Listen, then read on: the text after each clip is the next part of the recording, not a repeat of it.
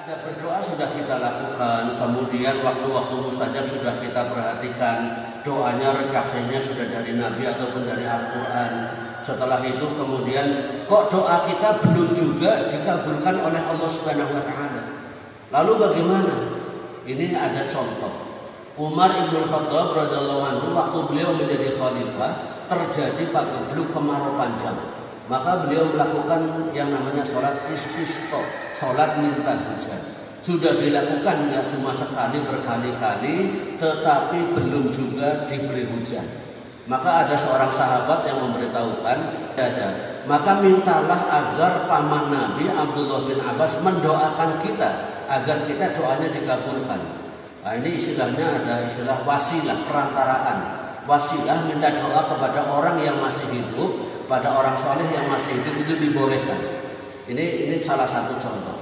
Nah, jadi waktu itu Abdullah bin Abbas dipanggil, Abbas bin Abdul Muthalib dipanggil, yang kemudian berdoa dan berdoa. Saat tangan belum selesai berdoa, hujan sudah turun. Ini artinya kita sesekali boleh dalam berdoa itu tidak atas nama kita, atau mungkin tidak kita langsung yang berdoa, minta bantuan doa pada orang lain.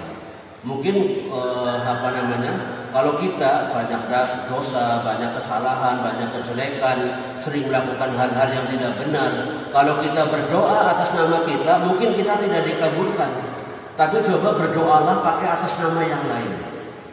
Misalkan kita dalam bahasa Indonesia aja kita sebut saja biar gampang, karena doa boleh dengan bahasa Indonesia, yang penting tidak dalam sholat. Setelah sholat selesai pakai bahasa Indonesia boleh, Allah Maha Tahu. Pakai bahasa apapun Allah Maha Tahu dan malaikat pun sudah tahu.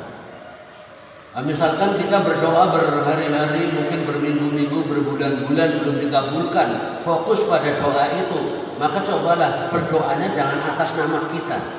Kalau berdoa atas nama kita yang banyak kesalahan, banyak dosa dan banyak kejelekan, ini tidak digubris, tidak laku.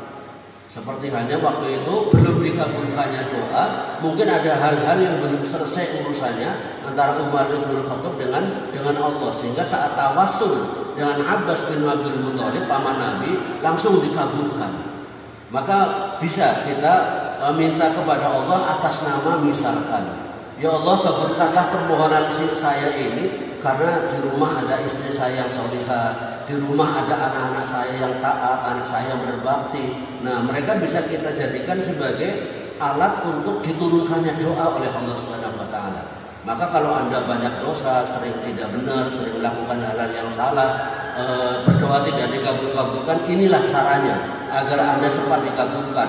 Pakai nama istri, pakai nama anak, atau di rumah ada anak yatim, atau Anda akan membahagiakan orang tua, Anda akan membantu banyak kaum fakir miskin kalau sukses, maka itu bisa kita jadikan sebagai wasilah, atau bahasa kepenaknya mereka bisa kita jual kepada Allah agar doa kita dikabulkan. Maka ini sebagai urutan persoalan kaitannya dengan doa. Ini paling tidak sudah menjadi sebuah pencerahan buat kita semuanya, agar kita jangan berputus asa. Jangan berputus asa berdoa dari dulu kok tidak kabul-kabul. Pilih, pakai yang satu, pakai yang satu, pakai yang satu. Terakhir pemungkasnya adalah berdoa untuk misalkan doa untuk istri kita, demi anak-anak kita, atau demi anak yatim dan lain sebagainya.